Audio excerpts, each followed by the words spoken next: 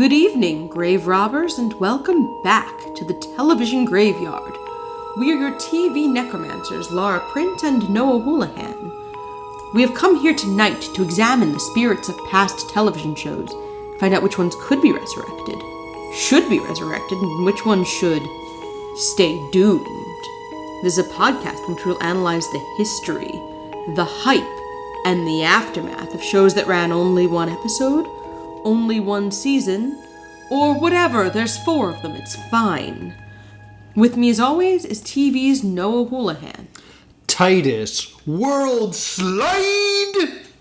These are 4 WWE pilots. Yes. So there are 4 pilots on what used to be the WWE network, now is on Peacock. And these were going to be shows that they were trying to get started over on the WWE network. Now they're on Peacock. They're not really trying to make more content anymore. Like, the WWE isn't trying to sell you the network anymore. No. It's just everything's on Peacock, so these things were all just dead.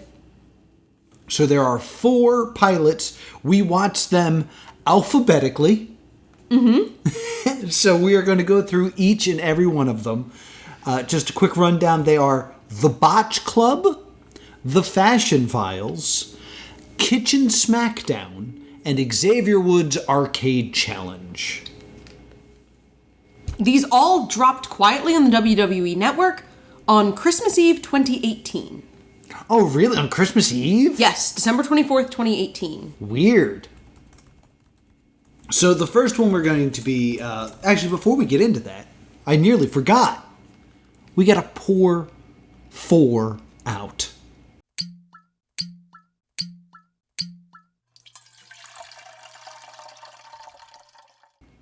I don't have 4. I'm going to try to drink 4 in the course of this. That's my goal. Oh, no. So I have a Nugget Nectar. This is a beer that I actually had at Barcade Philly, where Xavier Woods' pilot takes place. So, this is the most authentic. It sounds like I'm being lazy. This is the most authentic. And I'm going to try to drink 4 of them. You're going to die. Yep. What do you got? I have a cup of whipped cream. Right. Because of the pies for them Fashion Files. Oh, so it's just whipped cream? Yeah, it's essentially a pup cup from Starbucks. Are you going to have 4 of them? I guess. I mean, it's a shot glass of whipped cream. I could do 4 of them. You could do 4 of them, yeah. So, we're going to start off with Botch Club? With the Botch Club. Now, I think the Botch Club was the one that had the most kind of buzz around it because of Botchamania. Right. Botchamania was kind of like, hey, they're just doing my show on the WWE network and took half my name. And everyone responded, yeah, your show is just clips that they made, though. Yeah.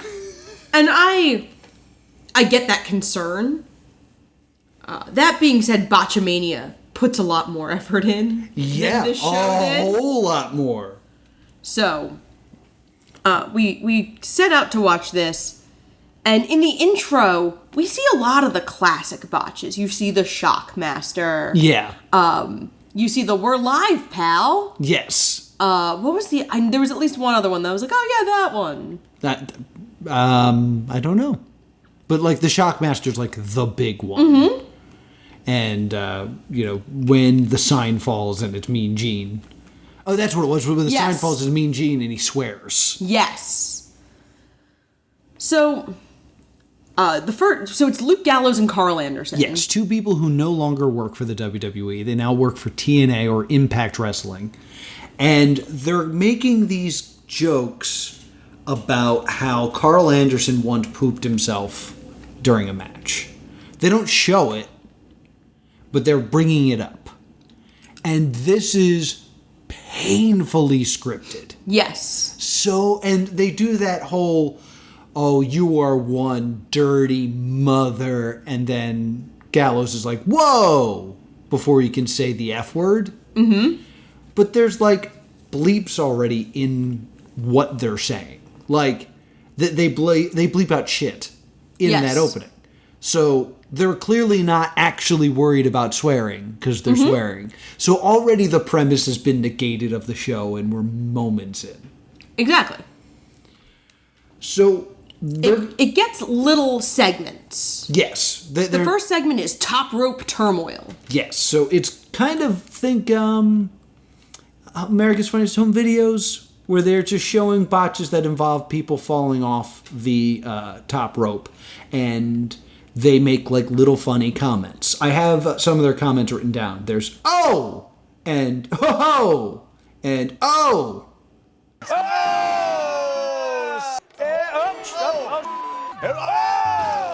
Jeez, me up a rope.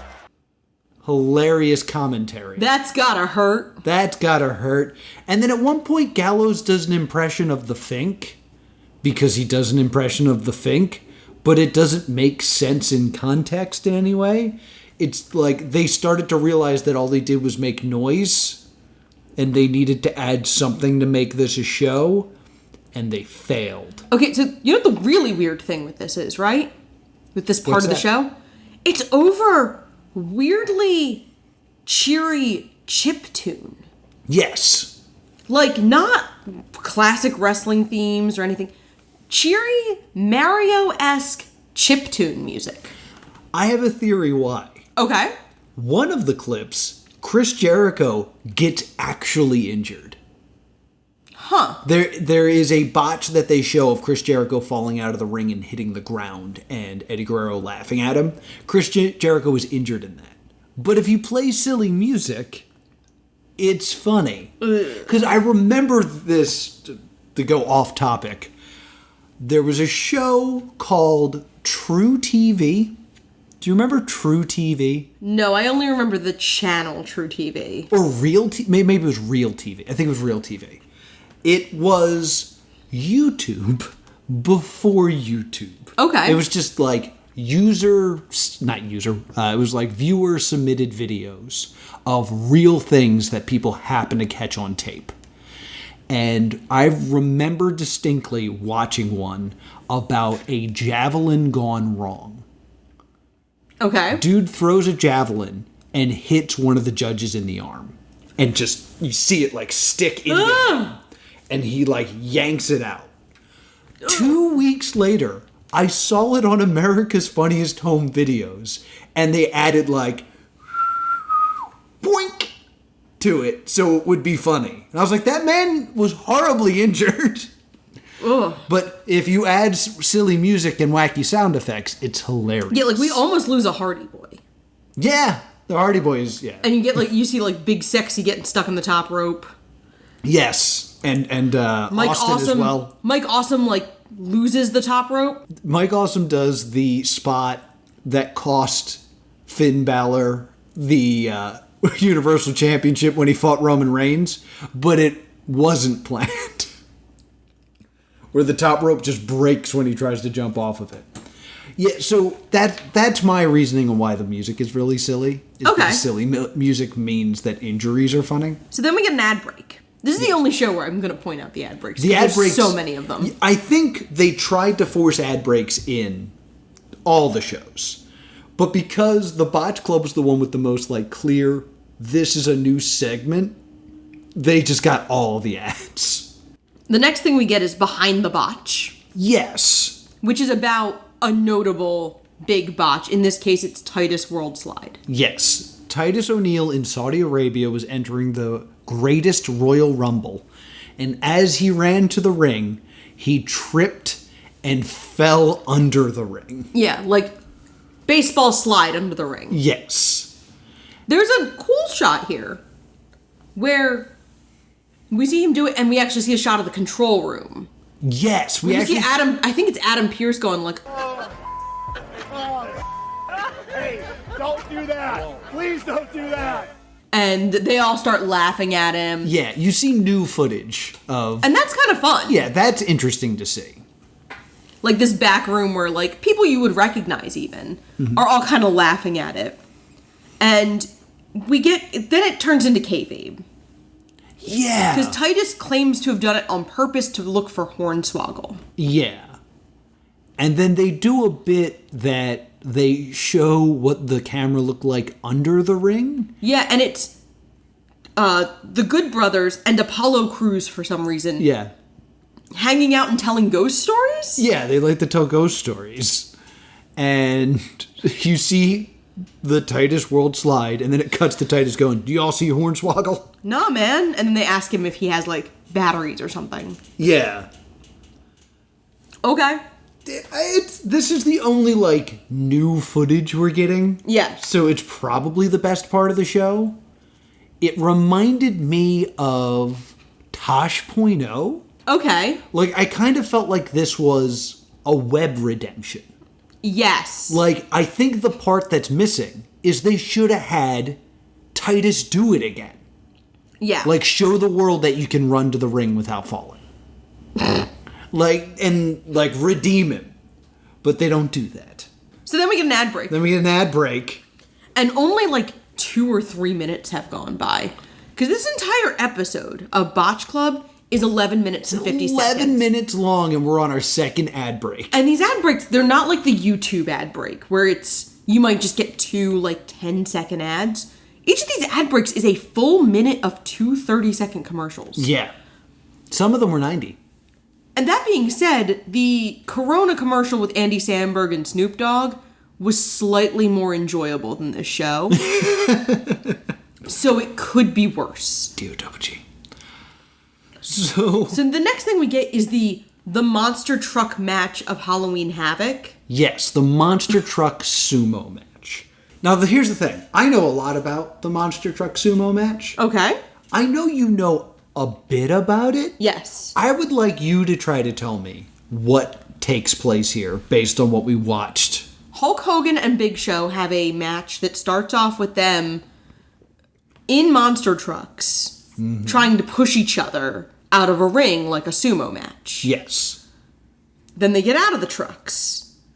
And then Hulk Hogan, and they're on a roof. That's right. important. Hulk Hogan and Big Show fight on the roof, and of course they get too close to the ledge. And then Big Show has Hulk Hogan in like an arm hold. Yeah. And the breaking of the hold knocks the Big Show over the edge, and then Hogan yells for help. Yes. And then because he's murdered a man. Then we cut to the ring and they're both there. Yes.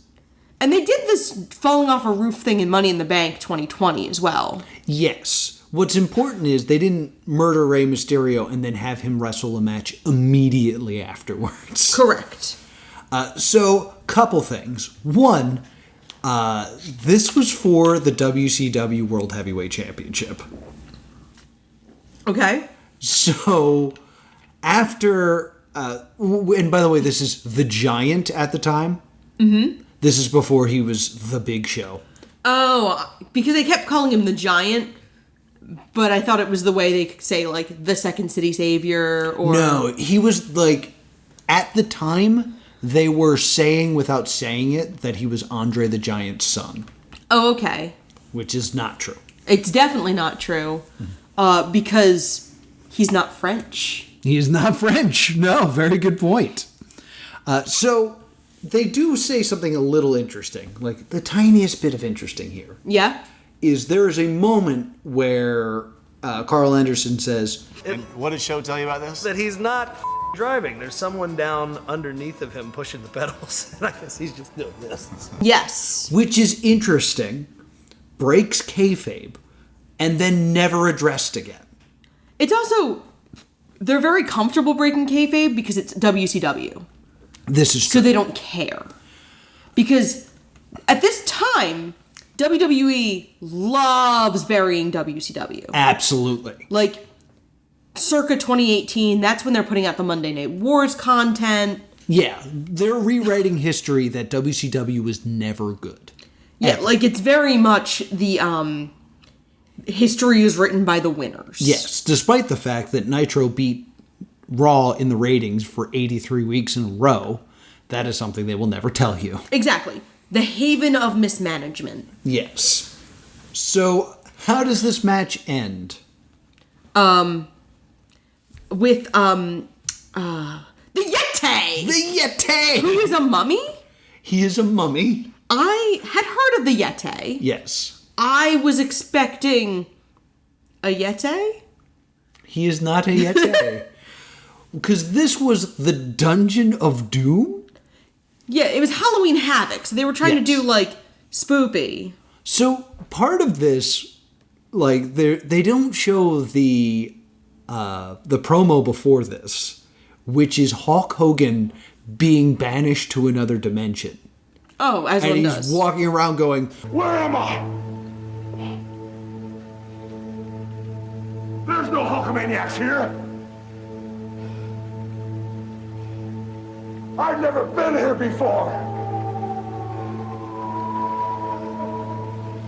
Ah! It's not hot. and they show the Dungeon of Doom, which was a leprechaun, a barbarian, if I'm remembering this correctly, Earthquake. John Tena played a character named Earthquake, but he also became a shark at one point. So one does. I'm not sure which one he was supposed to be. And of course, the Giant and the Yeti, which is a mummy. They both hug Hulk Hogan until Hulk Hogan dies and the Giant becomes the champion. Okay. Couple interesting things you might find interesting that they don't bother to tell you in this. This is the only match for the Yeti. I'm so surprised. The Yeti would go on to become Super Ninja. So still dumb. Yes. This is the Giant's first match. Like ever? Ever. Oh, that's kind of neat. And he wins the world title after losing a monster truck sumo and being thrown off a building. So, like, all things said and done, I would say his debut went pretty well. Yeah.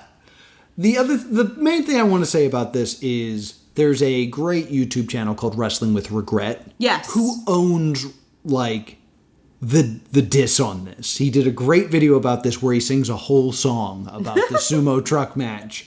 And pushing, sing along kids, and pushing the trucks back and forth. They just keep going on forever and this thing is a bore. They just keep pushing along until the Giant falls off of the ledge of the building and is presumed. No! Oh my God. No! Dead. 0 stars. You can't help but compare this to what Brian Zane did. And Yes. This is terrible. I think that's the issue with particularly Botch Club, is that there's already internet personalities doing everything he's doing, or everything the Good Brothers are doing, but competently. Yeah. So, the next thing we get is an unaired clip from Tough Enough. One quick thing before we Ad get break. an ad break. You're right. Yeah, then Carl Anderson's going to pay back Luke Gallows for mentioning that he pooped his pants. Yes. By showing $1 Million Tough Enough, which Luke Gallows competed in. In the age of 20. Yes. And he's doing an obstacle course and his, like, shorts get snagged and come off. Yes. And they make him do it pantsless. Yeah, he's doing push-ups without pants. And his trainer, who I'm sure you know who it is. It's Al Snow. Al Snow announces, One move we don't have to show you is a small package because you've already got one. which is a great line. It is the only good joke in the show, and it is a decade old. Yes. And then Big Show crop dusts them over the credits. Yes, out of like the very last thing they showed, like, thank you so much. Join us next time for Botch Club. And then Big Show rolls up, farts, and leaves. You fat, nasty... Great, googly moogly, we're conducting an interview here. It's like eats, shoots, and leaves. Eats, Yeah. farts, and leaves. So, interesting thing about that $1 Million Tough Enough, someone rips their pectoral muscle doing that obstacle course. Really? Yeah. Ooh. And he doesn't stop. He Oh my keeps God. going. They make him do push-ups. He keeps going. He shows that he has a lot of heart. He's too injured to be on the show. Oh my God. He would eventually get I forget his name, but he would eventually get a WWE contract and injure himself before his first match. Oh. Yeah, it's a bummer. That's so upsetting. Yeah, Botch Club. So, do you want to do verdicts as we go? Yeah, let's do verdicts as we go. Okay, so what's your verdict? This is a stay doomed. Okay. The internet has provided a better version of this show 100 times over. The thing that should have made this special was insider information. And there is none. They're not giving that to us. Okay. The other, interesting thing about this is the behind the botch. Truth be told, how many of those can you do? How many botches are that epic that you can donate 4 or 5 whole minutes to just discussing that botch? Yeah. So, yeah, this is a stay doomed. I was going to say this is a stay doomed by virtue of the game over rule. Okay. Because I think there's pieces of this that work.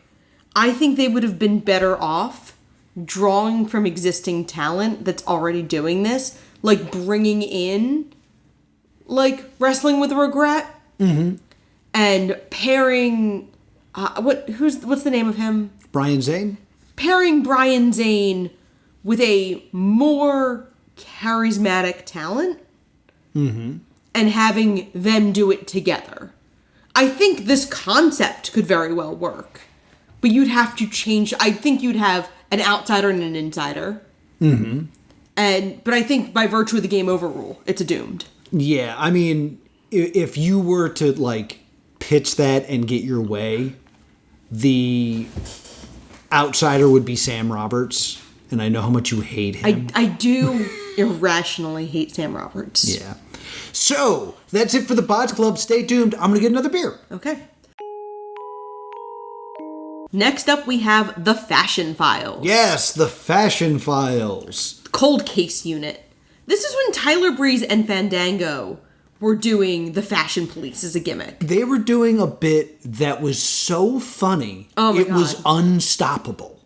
Because they tried. They hated it. They hated that this was working. But it was funny every time. Oh my god, I loved them. They were so They funny. were the highlight of WWE for me for a while. Yeah, it was just Fandango and Tyler Breeze being sexy cops and on some sort of case. Yes. And there's a Fashion Files moment that I remember where Tyler Breeze stands up and says, "Dango, we have to solve this case soon or people are going to start thinking we're just making this up as we go along." And then he kind of looked at the camera. So good. So good. So clever. It's the kind of humor WWE is usually very bad at. Yes. And being genuinely meta funny. Yes, yeah. It was a lot of meta, backstagey jokes as well. And then they brought in the Ascension. Yes, as they're kind of enemies. No, well, they wanted to be their friends. Yes. But the Fashion Police hated them. Because there's an episode where they get kidnapped by Jigsaw. Yes. And the Ascension, the room's filling with gas. And the Ascension yells, "Run, save yourselves, leave us." And Tyler Breeze yells, "I'm trying." So good. So funny. Just so genuinely silly, but actually silly in a way WWE doesn't usually excel in. Yes. Genuinely funny silly. Now, they're trying to capture this magic of a 2-minute bit that they stuck into a Smackdown. Yes. Into a 12-minute full episode. Yes. And they're trying to solve the case of who hit Kevin Owens with a pie. In the 4th of July episode of either Raw or SmackDown. What's fun about this is kind of an internet joke. Yeah. Online, people were like, "We never found out who threw the pie at Kevin Owens." Yeah. So they're kind of taking that and making it their own. So they're on the case and they break down the footage. Well, it starts off.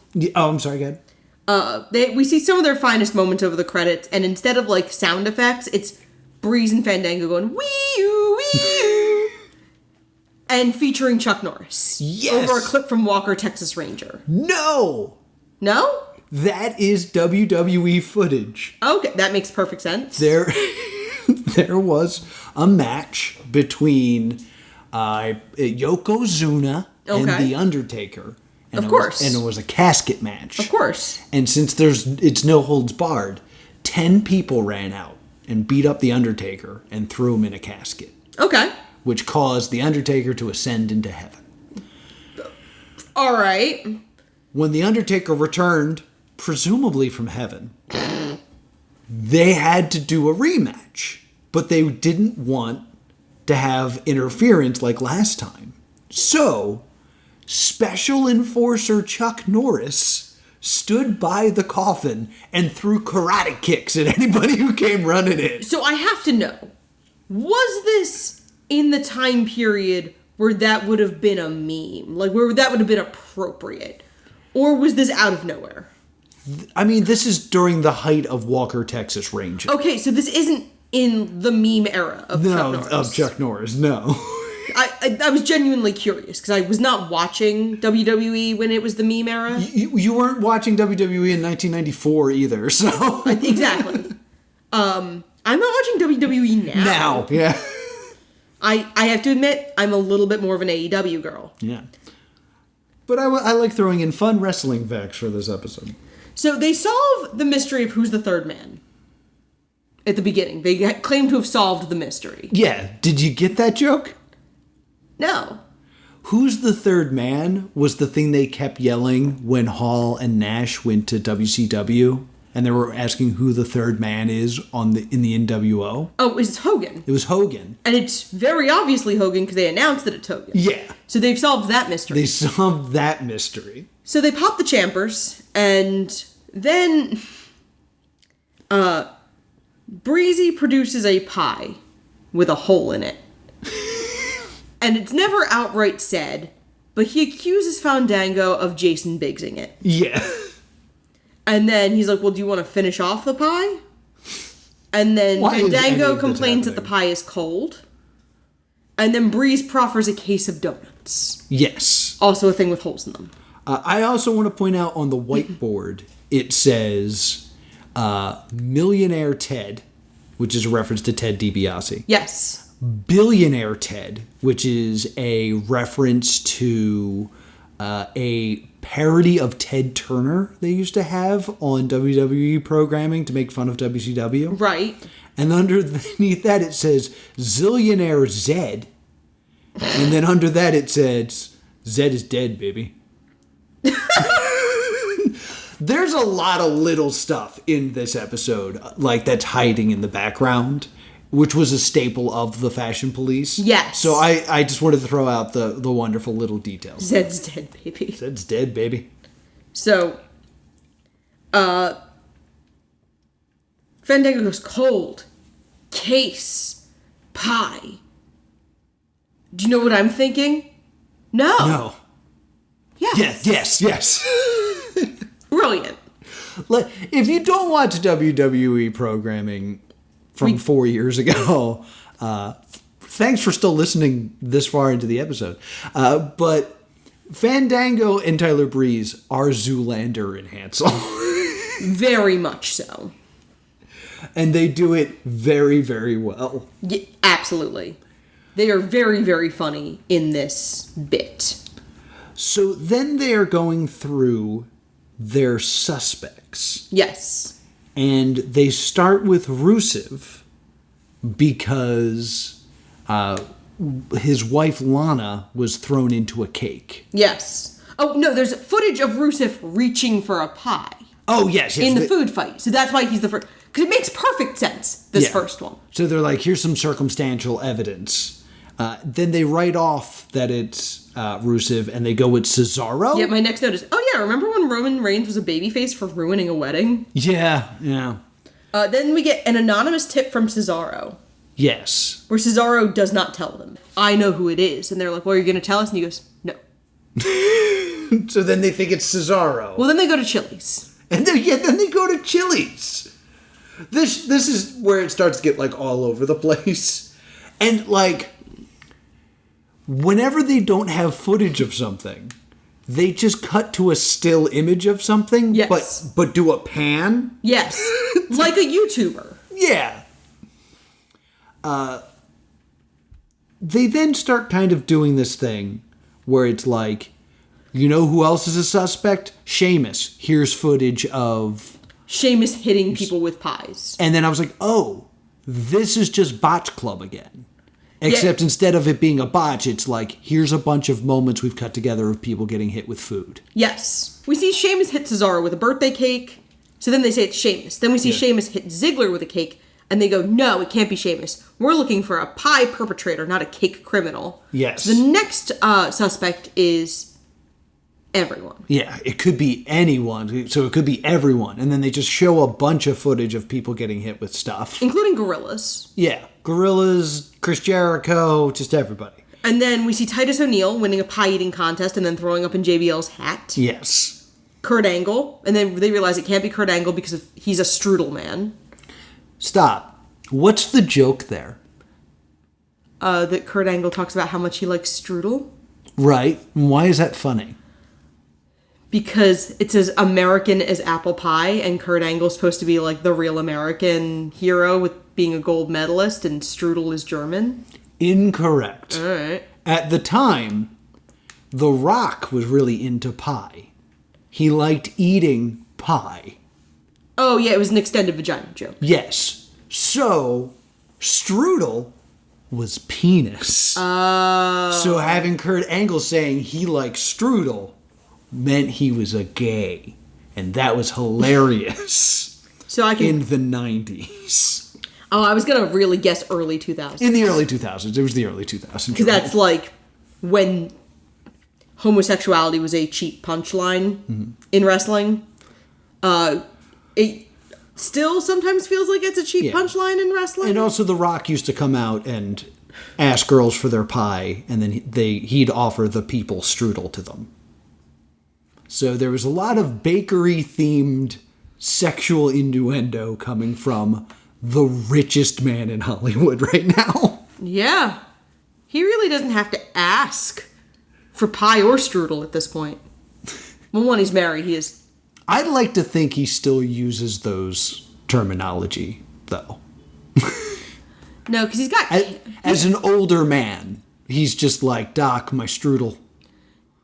I was going to say, no, he has kids. There's no way you would use baked goods in case one of your kids overheard and genuinely was like, dessert? And then you have a horrible moment to explain. Anyway, they deduced that it was The Rock because of his obsession with pie. Yes. And they're like, all right, case closed. Fandango's like, well, no, wait, we got to get him. Like, we can't just... Like, he committed a crime. We need to arrest him. And on their way to arresting The Rock, they get distracted. Yes. And they want to find out who the bunny was. Yes. From Adam Rose's Rosebuds. Yes. And so this one has, like, a sequel hook, at least? Yes. When this was announced, the reaction on Reddit was really, really positive. Yes. People were really excited to see this. Yes. Yeah, by the way, it's over already. Yeah. They exit chaotically. Yes. And then I believe it said rest in peace gimmick infringement for some reason. Yes. It was... What is your verdict on this? I want to give it a stay tuned so bad, but I'm not going to. Okay. This is a stay doomed just because half of it's really good, the other half of it's just another WWE clip show. Mm-hmm. And I don't want that. Like, the way they padded the gold that was the Fashion Police into a more of a show kind of kills it. I think it could have worked if they had just... I gave it a stay tuned because I thought even the narration made it work better than Botch Club. Right. I think it would work better if these were 5 minutes. Well, you could have Mae Young giving birth to a hand. Right. Who who killed Mr. McMahon. Yeah, go back to that gym. I mean, there's a lot. And who was the hacker? Yeah, that's after this. Yeah, but like there's always going to be dropped angles that you could have picked up. But I think back to the title sequence for this, where it's Breeze and Dango holding fake guns, doing somersaults in the hallways. Okay. That's the show I want. Okay. They don't give us that show. They give us a clip show. Fair. So it's not delivering on what they promised, and what they promised is really good in a show I want. Okay. And that failure makes me just be like, oh, this isn't going to ever be the thing I need. Fair enough. I'm going to give it a stay tuned still. Stay tuned for me. Okay. I am going to get another beer. Okay. Welcome to Kitchen Smackdown. Yeah! Bo Dallas is hosting. Right. And it's Dana Brooke versus Curtis Axel versus Alicia Fox. Alicia Fox. And the judges are Mark Henry. Yes. Ennis Cantor, who's a New York Knicks player. Yes. And Noelle Foley. And I want to point out, when they talk about Noelle Foley, they tell us that she's a huge foodie.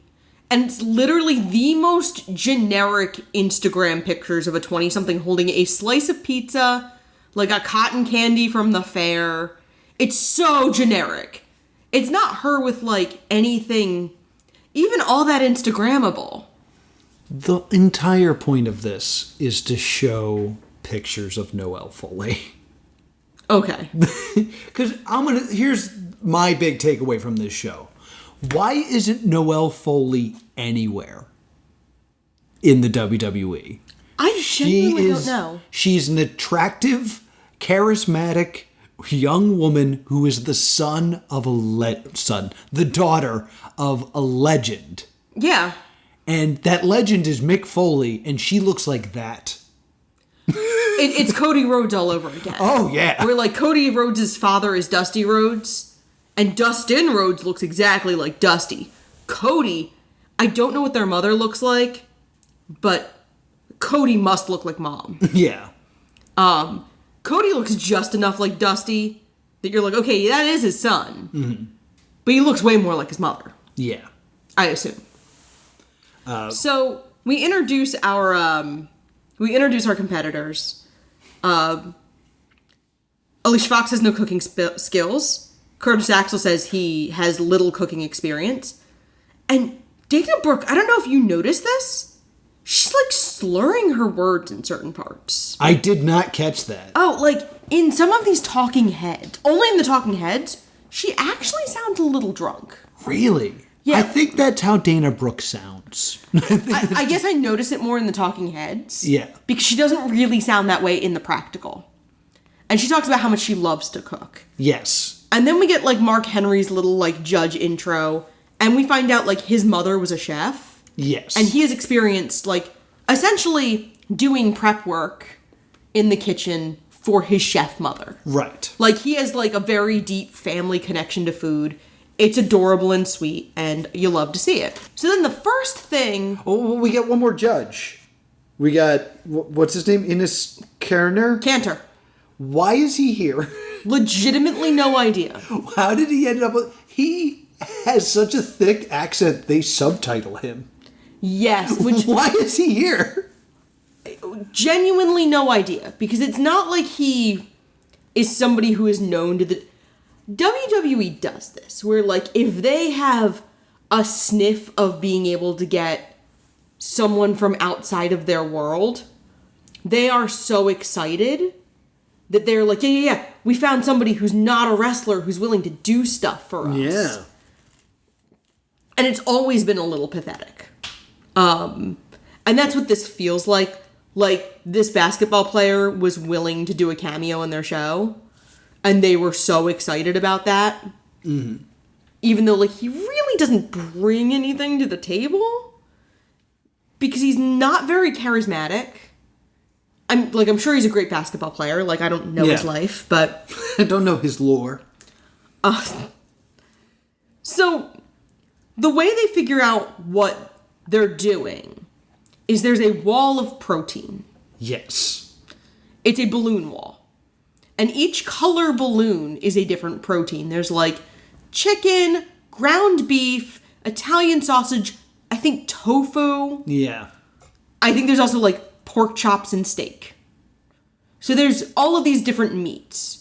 And they have to throw a dart, and whatever they break is their protein. Is the only protein they're allowed to use. And in uninteresting fashion, they all end up with the same thing. They all end up with Italian sausage. Yeah.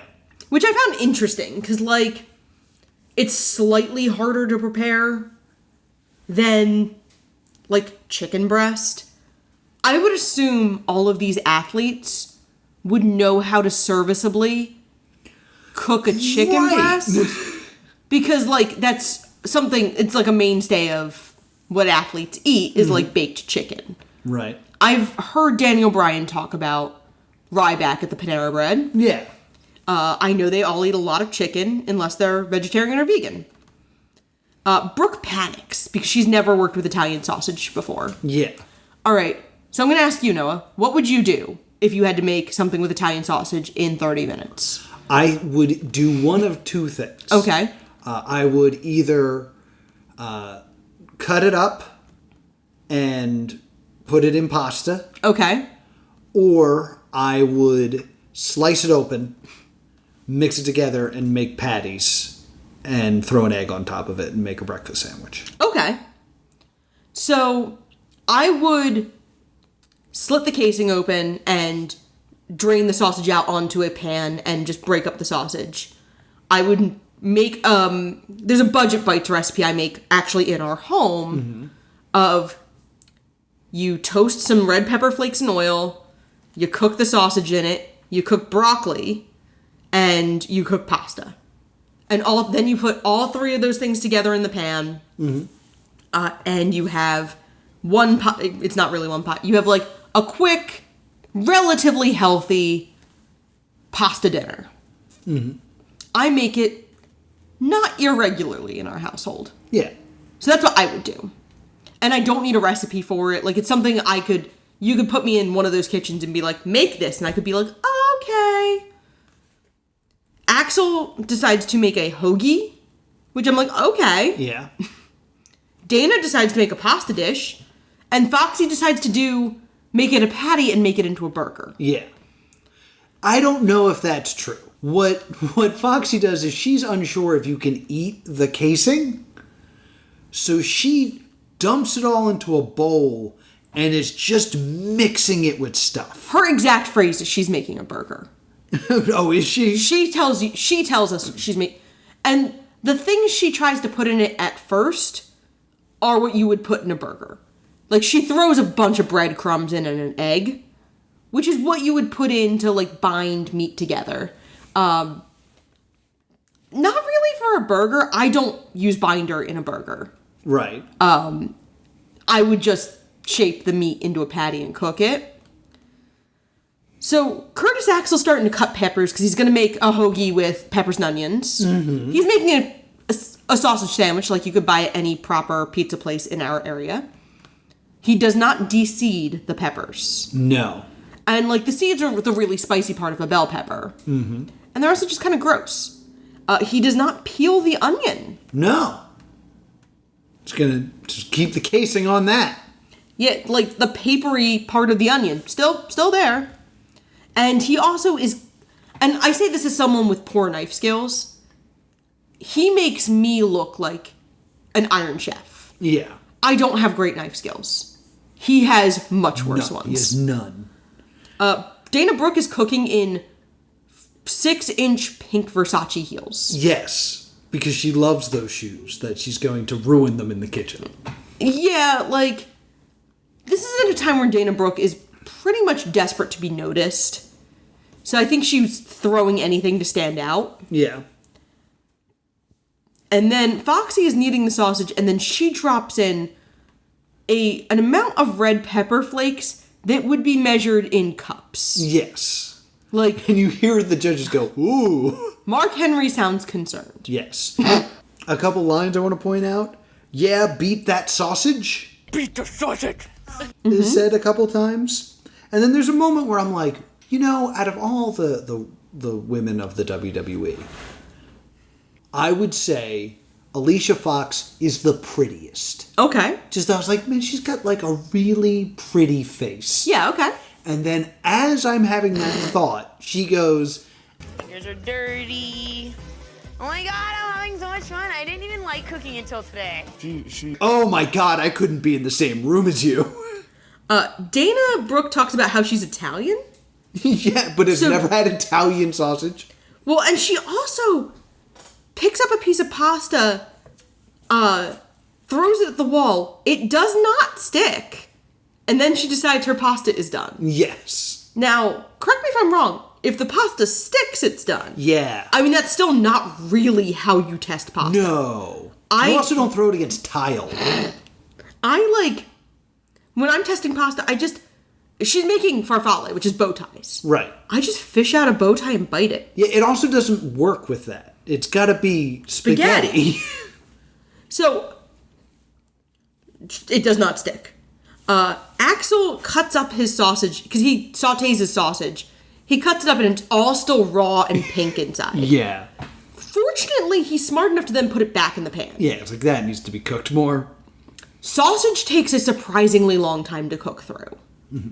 Like, I always have this issue when I make a full Italian sausage, if I'm not cutting it up or taking it out of the casing, is I'm always like, it's been on there for a long time, and then it's not cooked in the middle.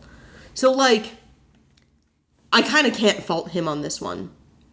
Alicia Fox then crushes up a bay leaf.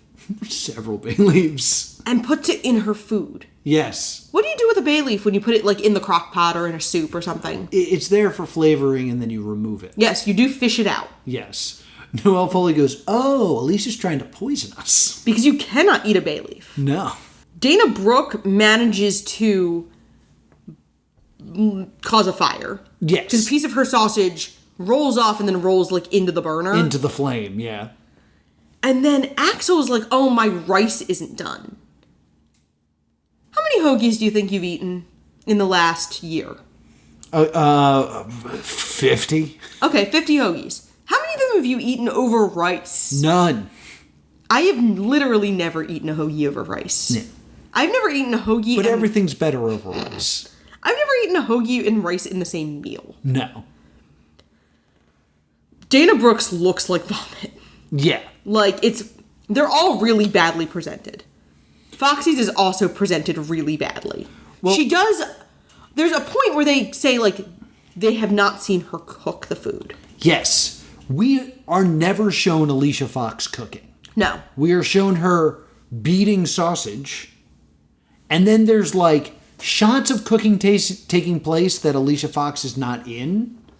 And then all of a sudden there's a breakfast sandwich that exists. We are then informed that they will be judged on the name of their meal, the presentation, and the taste. Yes. So if you have something that tastes terrible, but have a solid pun, you could still be the winner of Kitchen Smackdown. Yes. So, Dana Brooke calls hers the Carby sausage a la flex. Yes. And the judges say it's mostly okay. Like, they eat it and they're like, it's fine. And then Alicia Fox introduces the fancy as Fox burger. Yeah. And it's made with love. Ugh. Mark Henry says, well, at least it's cooked all the way through. I think a production assistant must have stepped in. I do not believe for a moment. I think someone stepped in and were like, we're not letting this woman touch a stove. Yeah. Like, something horrible will happen. The egg was a disaster, is Mark Henry's words. Because she does like a breakfast burger, like you were talking about, the egg over it. And then they say it's very spicy. We do not actually see them eat it. No, yeah, we're never shown them taking a bite. So, yeah, we do not see them actually eat it. So then, they eat Bo Dallas's, which is the B-licious, because he's on the B team right now. Mm-hmm. The B-licious Italian sausage hoagie. We do actually see one of them put something in their mouths this time. Yeah. Noelle eats some of the rice and spits it out. Yes, because it's undercooked. It is raw. So out of the possible 90, because there's 30 for each judge. Yes. So a total of 90. Alicia Fox gets a 55. Dana Brooke gets a 55. And then Curtis Axel gets a 69 out of 90. Nice. So Curtis Axel wins the golden spatula. Yeah. What's your verdict? Stay doomed. Stay tuned. I'd watch this again. Nothing happens. Like, what this show was a couple of WWE superstars being silly for 6 minutes, and then a production assistant desperately trying to cook their food for them. Yes. We never see them cook. We never see the food getting eaten. So then what's the show? I was sports entertained. I watch Worst Cooks in America, though. Yeah, because they would have to actually cook. Yeah, I was sports entertained.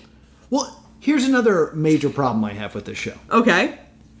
They announce Bo Dallas as the special guest referee for this. Okay.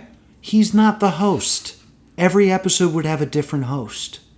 Bo Dallas doesn't bring much to this. Yeah, but, like, he's the thumbnail. Yeah. Like that little bit being in there, I was like, oh, well, then what is this? If, like, who's in charge then? And, like, without the show having, like, an identifying figure attached to it, what even is it? Other than a bunch of people goofing around in a kitchen and then using editing to save face. I had fun. And that's... You'd watch that again. Yeah, I would. You would be happy to find out that there were 11 more episodes and watch all of them. Yeah. Nuh-uh! Nuh-uh to you! You really underestimate my ability to watch garbage cooking shows. But that's not even what it is. When I was sick, I spent whole days with my emotional support Mark Summers watching Unwrapped. Right, but he actually tells you how things are made.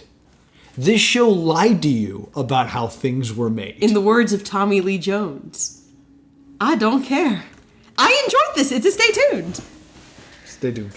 I don't take these things from you. Unless they involve MatPat, and then I do. Yeah, then you really take it from me. Final show. Which means I need another beer. All right. Xavier's Arcade Showdown. Yes. This one has something the rest of them really don't have. Xavier Woods. An introduction that looks like it had any kind of budget. Yeah. It looks like that Rainbow Unicorn game from Adult Swim. Oh, yeah. When you walk away, you won't hear... No, that's... What is the song from Robot Unicorn Attack? Robot Unicorn Attack, that's right. I was singing Kingdom Hearts. Oh my god, I haven't... Look in your eyes and see that your eyes are open.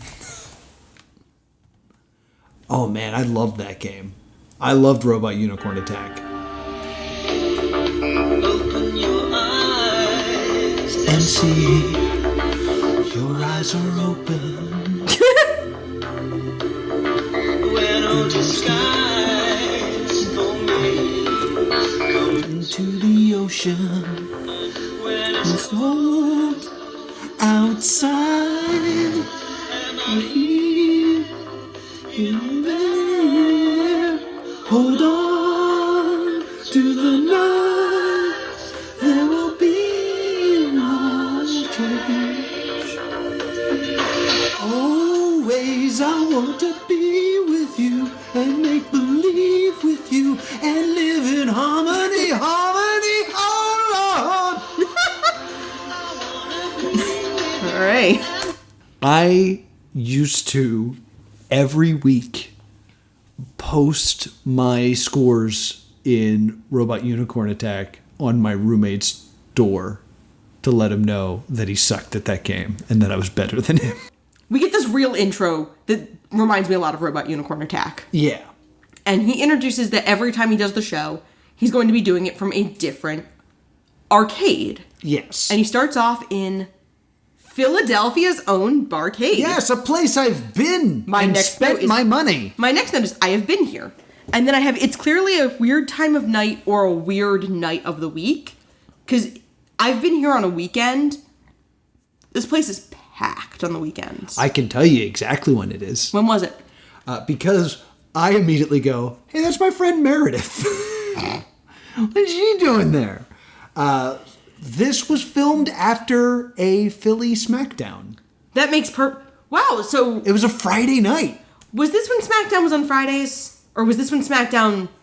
Because Smackdown moved to Fridays. Yeah, this might have been in the time where Smackdown wasn't live and it was on Tuesdays. I think that's exactly when it was. Yeah. Because this was 2018, so I think this was before Fox. I think it was still... Yeah. So, it makes perfect sense to me that it would have recorded late on a weeknight. Yes. Because even late on a Friday night, this place would have been packed. This place is usually very packed. Yes. I've been to the Jersey City one at a very off time. During WrestleMania weekend, actually. Yes. You were doing a show. Yes, I was. And I did not wish to be there. I wanted to be at the barcade several doors down. Yeah, from the White Eagle Hall. So for $25, I had as much beer as I could deal with, and all the arcade tokens I needed. Yes. Not the worst way I've ever spent $25 on a random Friday. Mm-hmm. So he kind of sells the place. He does the very 25 draft line specialty cocktails, and then he shows off some of the food, he shows off their tacos. Yes. And then there's a great...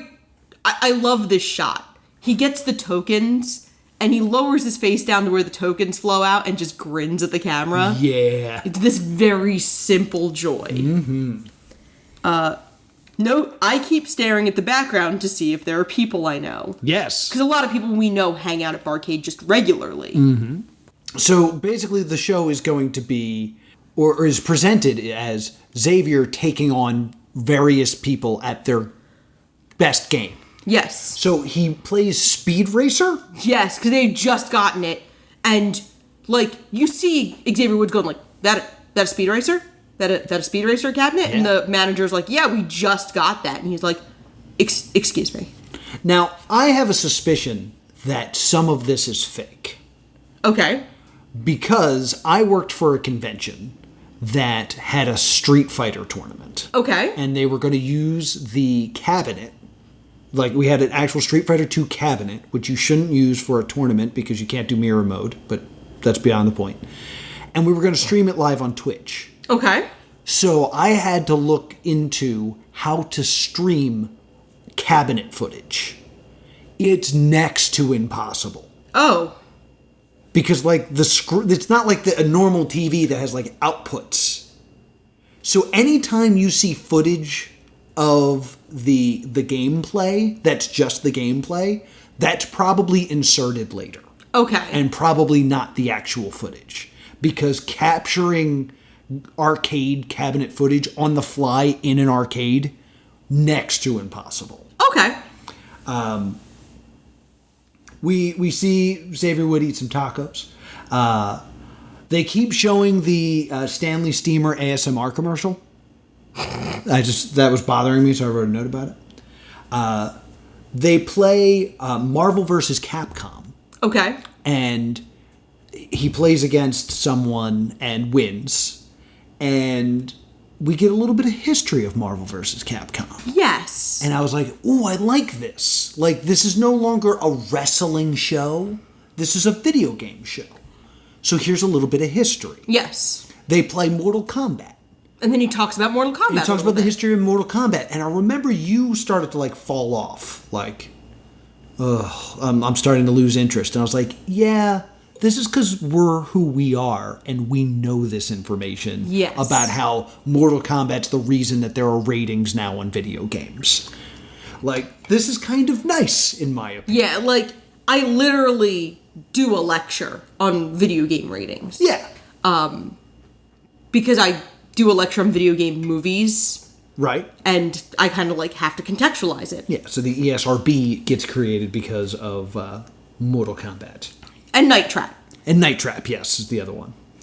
So, I do fall off this a little bit because I do have the very, it's like when there's a Disney YouTuber and they go, Hidden Secrets of Disney World, and it's, all the same 10. Did you know that there are hidden Mickey Mouses? Yeah, or did you know that the brown stripe of concrete in Liberty Square is meant to symbolize sewage? That's legitimately really interesting. If you didn't know that, don't take Laura's tone as an insult. Oh, I just knew it. Yeah. So, it is a fun fact, let's be honest. However, so clearly you have actual notes on that, and he does some history between each game. Yes. So then we get to the final challenge, and that's going to be NBA Jam. Yeah, they also play X-Men. That's going to be important later for the stuff I have to say. Okay, I didn't even catch that one. Yeah, they play X-Men, the arcade game. Which I love. Yeah. And I actually usually played that in Philly at Atomic City Comics in South Street. Yes. I spent literally 2 hours. You were playing Dungeons and Dragons at Occupy Philadelphia that night. Yes. That's a story for another time. And I just left and was... Left me at a protest. And I was just loose in a comic book store.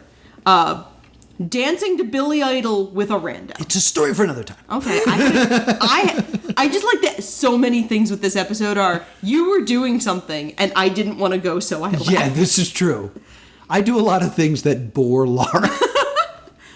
And so I leave. And I usually have... I feel like a lot of the time when that happens, I'm living my own Beard After Hours episode of Ted Lasso.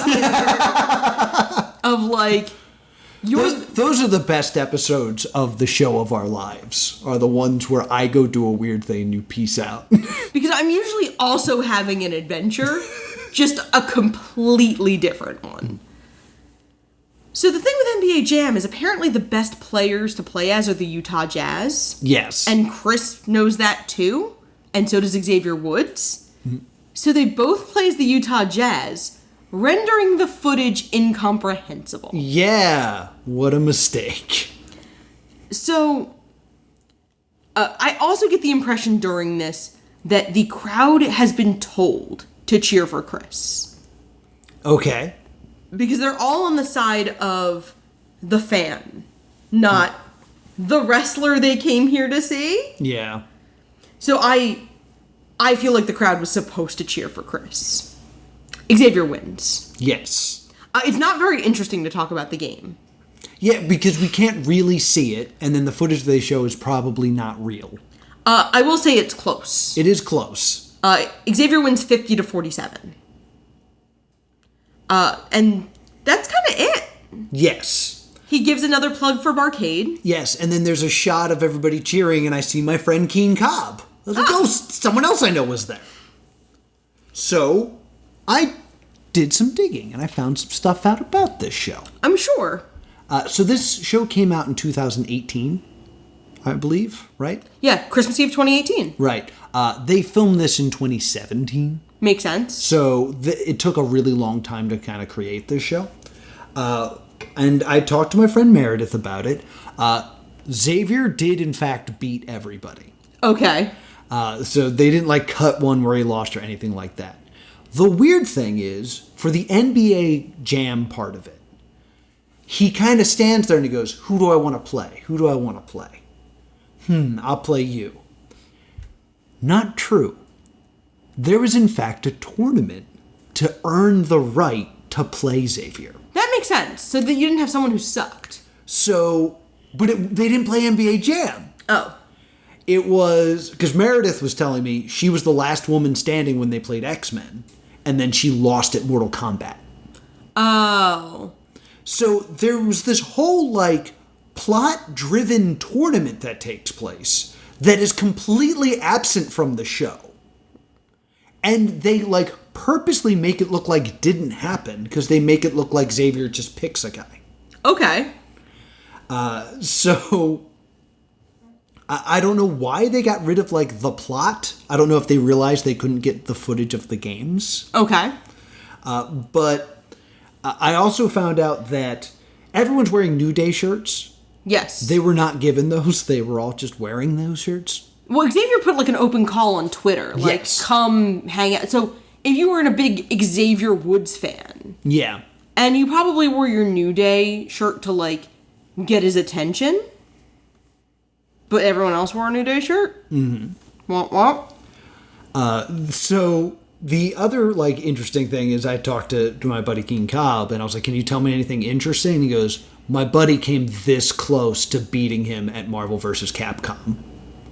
So his friend was the one who played him in Marvel vs. Capcom and lost. That's funny. Yeah.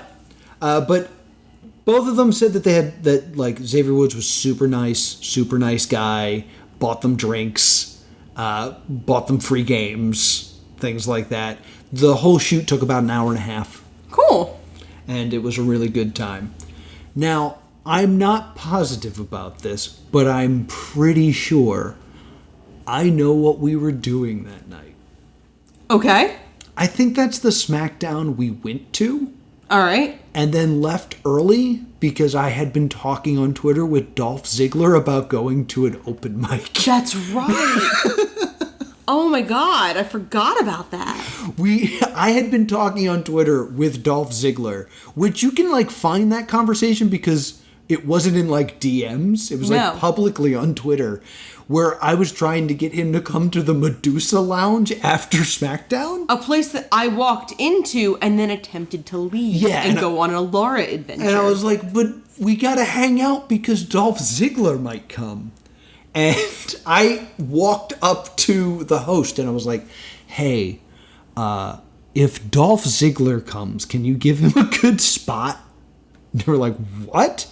I don't even think I performed. No. I think I put my name on the list and we left before I performed. Yes. Dolph Ziggler did not appear. He did not. I would give this a stay tuned. I would give this a stay tuned as well. Because I think if he focuses on different games, I do appreciate that this was his 15-minute audition tape for G4. Yeah, basically. Because I know because he started going to MagFest around the same time we did. Yes. So I know you met him one year at MagFest. Yes, he was dressed as Parappa the Rapper. I walked past him in a hallway. I was like, oh, that's Xavier Woods. That's cool. But that's always been who he was. But because before he was in WWE, he was Consequences Creed. Great name. In TNA. And he would go to Anime North and hang out there in Canada. And they had like a wrestling show. And I had my friends, the 404s were there. And they were like, yeah, I was at Anime North and Consequences Creed just ran by me in drag. I was like, okay. So he's always been a huge dweeb. I love Xavier Woods or Creed, Austin Creed. And I would totally give this a stay tuned because I think this is the only one that like makes sense. Okay. Like, it's not a wrestling clip show. It's something outside of wrestling that makes sense for the character that's there, because it doesn't make sense for Bo Dallas to host a cooking show, but it also makes sense that Xavier would do this because he's always traveling. Like this is a home run in my opinion. Yes, and it's also kind of like benefits a local business. Yeah, which like don't hate that. Not at all. So it benefits a local, but there's nothing not to like in this. Yeah, so I will give this a stay tuned. Thank you so much for joining us for the first time we've ever done 4 in a row. One little thing I want to bring up is I got a few people asking if we're going to do a retrospective soon because we hit episode 150. The answer to that question is no. I wanted to bring up the fact that this would be the original time we were planning to do the hiatus. Yes. Which, had we not done the hiatus earlier, would have been insane to have waited till now. Yeah. Though it would have happened right when we got COVID. So that is funny. It would have worked out and the hiatus would have made more sense. But we're not going to make a hiatus. We're not going to do a retrospective just because there's not enough episodes between the last retrospective and this one. Yeah, because this is episode 151. Our last postmortem was episode 135. Yeah. So it is fascinating because that was at the end of November. We went on hiatus, and then, but Right in a Razzie month, yeah. Yeah, we went on hiatus, Razzie month, and then multiple two-parters like Terra Nova. Yeah. So we will probably do another retrospective around October, November, December area. So we will do another one, but not until the summer's over. Yeah, we usually do them right before a hiatus. That's when we kind of break up our seasons. Yeah. We are presently in season 3. Yeah. I just got the Twitter notification yesterday that yesterday was 4 years to the day when I got the handle for Stay Doomed. I think we're in season 4. Okay, yes, you're right, we're in season 4. Yeah, this is season 4. But, because I got the handle and the email address and all that on Facebook and Twitter, at Stay Doomed. At Stay Doomed. And the email is thestaydoomedshow@gmail.com. Yeah. In case you're curious. If you want to reach out to us. And let me ask you, what are we watching next week? Shark Rumble? Shark Is that Rumble. what we're watching? Yes. We are watching Shark Rumble with Drew McIntyre and Luke Tipple. Luke Tipple. Yes, He's back. We're going back to Disney Plus, and not Disney Plus. I do Discovery this every Plus. time. We're going back to Discovery Plus, and we wanted to do more Discovery Plus. We wanted to do more WWE pilots, so smash them together. Shark Rumble. It's going to be a good time. Be sure to check out our Patreon at patreon.com/plus2comedy. Because then you can join our Discord where our only custom emote is Luke Tipple. Yeah. I never made any more. I just made Luke Tipple. Yeah, but you can talk to us on our Patreon. You can also help vote on what shows we're going to review next. Like this one. This one was actually decided by our patrons. So thank you, patrons. And you can also enjoy fantastic bonus episodes. We just put up our bonus episode about our top theater experiences. So you can check that out if you join. Top movie theater experiences. Yes, excuse me. Movie theater experiences. Check that out at patreon.com/plus2comedy. And if you think cooking shows where no one cooks are stupid, I'm at +2comedy. If you like leaving your partner and wandering off for adventures on your own, I'm at Bean Bunny Lives. Until next time, stay doomed.